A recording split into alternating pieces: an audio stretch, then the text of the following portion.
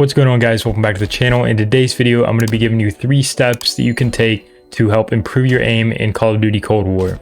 To help improve your aim, I will be teaching you these 3 things, which are: first, how to properly warm up and practice aiming; secondly, how to properly center and practice centering; and thirdly, how to make sure you are on the right settings and the best settings to give yourself the most aim assist and the most just consistent aim. So to start, to warm up, all you really want to do is come into a bot lobby. You can really play any map. I would recommend a smaller one. I'm on Raid right now because it is a new map and it's a great map, so it's kind of fun to play around on. But I would recommend probably Nuketown in this game. You want to play a smaller map so that you can just keep shooting a large quantity of bots. Just make sure you have maximum bots in the lobby. And basically all you want to do is just run around like this, just shoot bots and practice your aim and practice centering, which is the next thing we're going to cover. But you literally just want to run around, shoot bots. I'm telling you, if you go and you shoot 1,000 bots, you will literally be so much better at the game and your aim will be so much better. It's actually like unbelievable. Like it just works. It just comes down to literally practicing.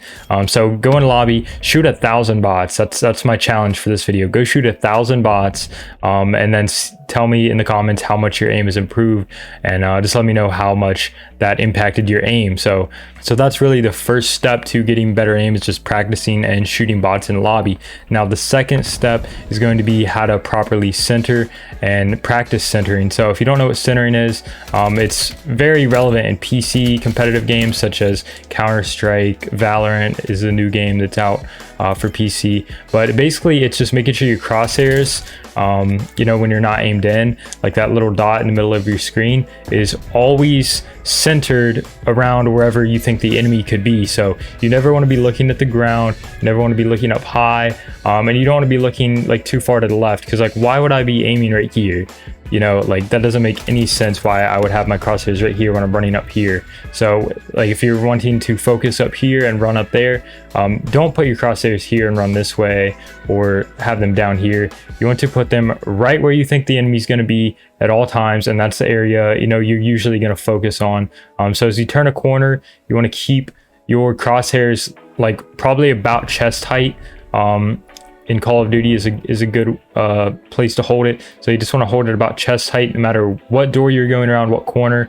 So if you come in a room like this and you think you hear a guy down coming up the stairs on your left, so you just want to aim right here, and you'll be ready for him. Just watch my crosshairs, I guess, is the best way I can explain it, to really understand what centering is.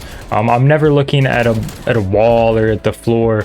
I'm always keeping it, wherever an enemy could be at least. So it's pretty much just anticipating where the enemy's going to be and just staying prepared at all times, because I will say that your aim assist is way better, and like it literally locks onto them whenever you can just already have your, your dot, your hip fire crosshair on the area, and then you just aim in. It just kind of locks on immediately because you're already aiming right at them. So as soon as they pop up on your screen, you've got your dot already on the place that they're going to be. And then when you press your aim down sight button, like let's get this guy around the corner, he came up close and ruined it. But let's see if we can get somebody to just come right into our crosshairs. So looks like there's a guy over here, so we're going to keep aiming wherever we think he went. I think he's left. Oh no, he's over here. Never mind, he ran away. Okay, so we're going to go back this way. The bots are disappearing on me. So I hear a guy in this room over here, so watch how much my aim assist is. Whatever I'm already aiming at that area, boom, it's like locking onto them pretty much. So that's definitely step 2 that you want to take, is just have good centering. It'll just help your aim in general, your reaction time, and help you have really good consistent aim assist. And finally, the final thing we're going to cover in this video is your settings. So I'm going to run you through my settings. These are probably, in my opinion, the best settings. Of course, it does come down to personal preference on a couple of these, but you just want to go into your settings here. If you're on controller, like we're talking about in this video, obviously you want to go to controller, and for stick sensitivity or just your regular sensitivity, I play on 7.7. I would recommend anything from 5 to maybe 8 sensitivity at most. Try to stay in that range. If you are a high sense player, I understand, and if you're a really beginner new player, you might want to stay lower just to practice, but I would recommend playing on between 5 and 7 sensitivity, ideally 6 or 7. I think those are the best sensitivity settings in this game. Then when it comes to the low zoom, I play on 0.8. Again, this one is a little bit of a preference, but I seriously think by turning this one down a little bit to about 0.9, 0.8, can really improve your aim, especially over longer distances, and help you have much better consistent aim. I have another video on that talking just about the ADS sensitivity. I'll put a card up here on the right now, so you can check that out if you haven't already. For the button layout, I play Bumper Jumper Tactical. I'm going to make a dedicated video talking just about this very soon, so stay tuned for that. Make sure you are subscribed. Another important setting other than the sensitivity is the aim response curve type.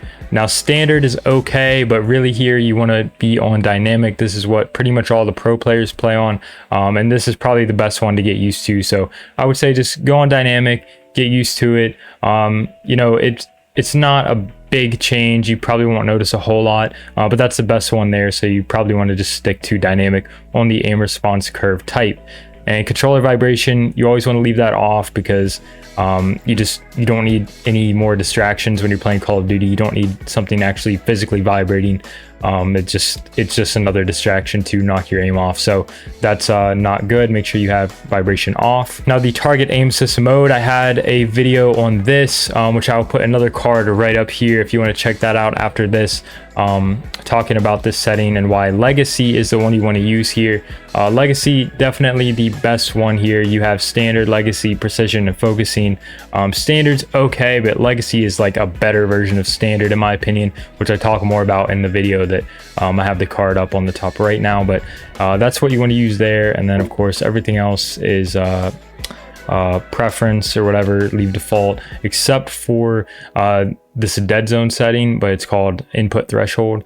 I play with my minimum on 1 and my maximum on 99. Some people, if they have stick drift, want to turn their minimum up to maybe 5 or 10, but try to keep this as low as you can while not having any stick drift. So I play on 1, that's good for me. And then the maximum, I think 99 is probably what is fine for everybody. You could do 100, but I don't know. I just do 99 because that's what I have. But that's really it for all of these tips. Hopefully you guys can try these out and get your aim a little bit better. So it's gonna do it for me today. Leave a like, comment, subscribe if you enjoyed, and I'll see you guys next time.